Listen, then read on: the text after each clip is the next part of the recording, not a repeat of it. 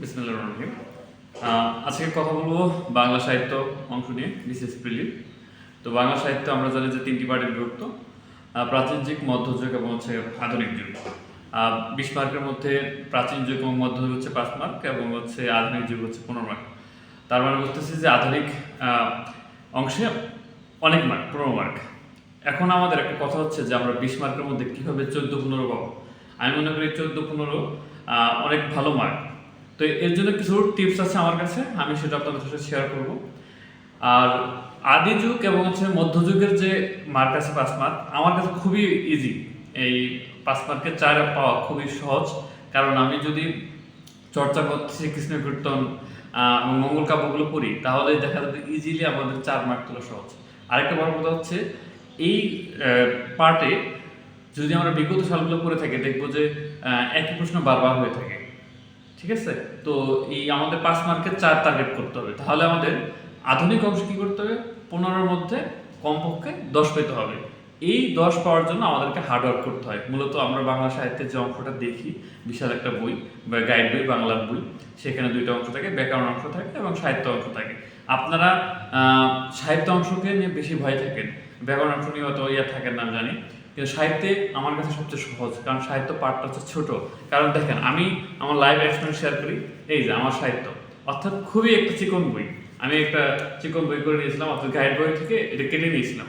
এই হচ্ছে আমার বাংলা সাহিত্যের পড়ার বিষয়, অর্থাৎ খুবই সংক্ষিপ্ত একটা বই। এটা আমি নিজে করে নিয়েছিলাম আর কি।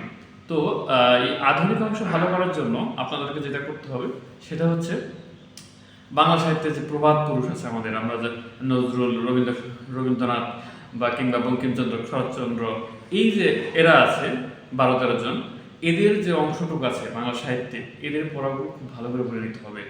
এদের কোনো কিছুই বাদ দেওয়া যাবে না। অহেতুক পড়া বাদ দিতে হবে। এটা বারবার বলি, বারবার ভিডিওতে বলি, অহেতুক পড়া বাদ দিতে হবে। আপনারা দেখবেন আধুনিক অংশের বেশিরভাগই প্রশ্ন হচ্ছে এই 13-14 জন থেকে কেন্দ্রিক কোন রচিত হয়ে থাকে বা প্রশ্ন করে থাকে। আপনি কোনোবার দেখবেন না রবীন্দ্রনাথ কিংবা কাজী নজরুলের প্রশ্ন ভিত্তিত হবে অন্য প্রশ্ন করছে। তাহলে কি করতে হবে?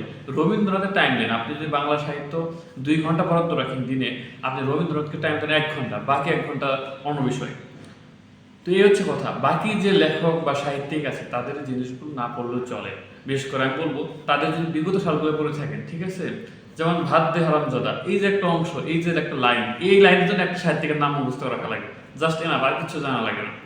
আরেকটা বিষয় সেটা হচ্ছে যে, সংবাদপত্রের যে একটা বিষয় আছে, সংবাদপত্রের সাল এবং হচ্ছে সম্পাদকের নাম মুখস্থ রাখবেন।